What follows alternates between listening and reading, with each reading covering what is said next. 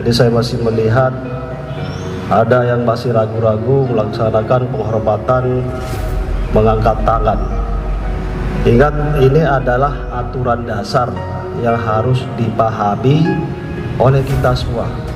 Karena sampai saat ini belum ada ketentuan yang mencabut tentang masalah penghormatan atau PP P3, peraturan penghormatan Polri. Kalau dulu itu peraturan penghormatan militer, tapi acuannya ke sana, termasuk juga TUP, tata upacara Polri. Kalau di tentara itu adalah TUM, tata upacara militer, yang diatur di dalam Perpang nomor 28 2013. Kalau di Polri diatur di dalam Perkap 16 2014. Itu tentang tata upacara Polri. Bagaimana dengan penghormatan? Penghormatan itu hanya diatur dalam dua parameter: penghormatan dengan menggunakan tutup kepala dan tanpa tutup kepala, tetap menggunakan tangan.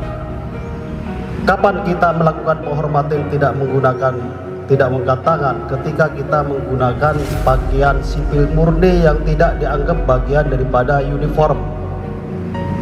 Ya, ini perlu diketahui, ini adalah hal yang dasar. Jadi penghormatan itu hanya dikenal dua jenis: penghormatan dengan menggunakan tutup kepala dan tanpa tutup kepala.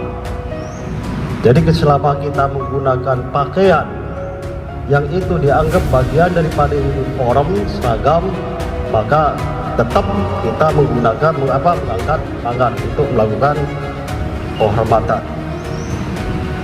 Ini jangan ragu-ragu, karena saya masih ada terlihat bagian, apakah itu mengangkat tangan, apakah itu malas mengangkat tangan, atau mungkin ragu-ragu, ya masih menggunakan kepala. Sudah jelas menggunakan uniform lengkap, meskipun tidak menggunakan tutup kepala, tapi penghormatan masih nunduk-nunduk. Ini jangan dibiasakan.